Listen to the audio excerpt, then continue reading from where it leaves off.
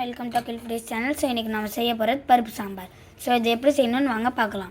இந்த இடத்துல நாம் பருப்பு, உளுத்தம்பருப்பு, ஜீரகம், மிளகு, வெந்தயம், வரக்கொத்தமல்லி, கருவேப்பிலை, பெருங்காயம் எல்லாத்தையும் வறுத்து நுணுக்கி பவுட்ரு பண்ணி போடணும். இதை வாங்க பவுட்ரு பண்ணிடலாம்.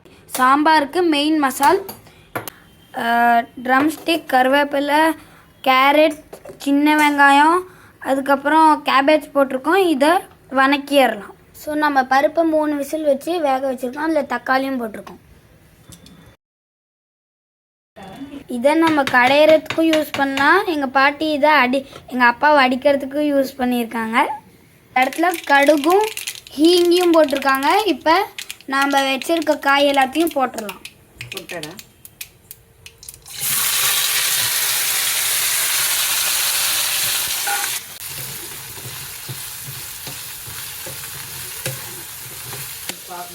இதில் உப்பு போட்டிருக்கோம்.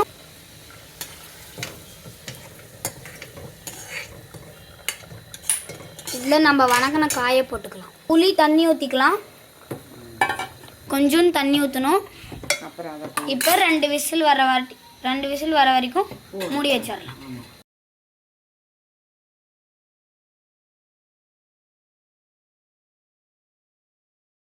கொஞ்சம் நாட்டு சர்க்கரை, நெய் 2 ஸ்பூனு. கொதி வந்த வாட்டி ஆஃப் பண்ணிடணும். போட்டுடலாம். இப்போ ஆஃப் பண்ணிடுங்க.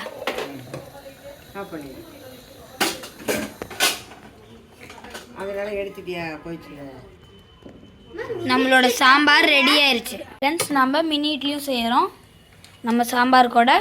ஃப்ரெண்ட்ஸ், நம்மளோட மினி இட்லி ரெடி ஆயிடுச்சு. இதில் வாங்க நம்ம சாம்பாரை ஊற்றி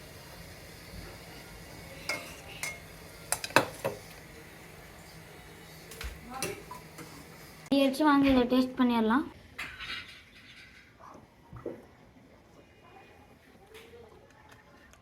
ரொம்ப சூப்பராக இருக்குது.